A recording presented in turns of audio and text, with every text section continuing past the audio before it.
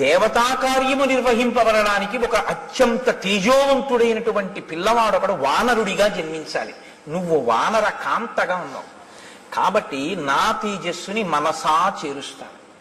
అప్పుడు నువ్వు ఆ తేజస్సుని లోపల వానరంగా వృద్ధి చేసి ప్రసవించవలసి ఉంటుంది. ఆ వానర రూపంతో వచ్చినటువంటి ఆ తేజో రూపం రేపు రామకార్యానికి ఉపయోగపడుతుంది. కాదు కాదు, తదనంతరం లోకంలో రామచంద్రమూర్తిని నమ్ముకున్న ప్రతిభాన్ని రక్షిస్తుంది. యుగాలు మారిపోయిన అంతటి మహానుభావుడు ఇప్పుడు పుట్టవలసి ఉంది.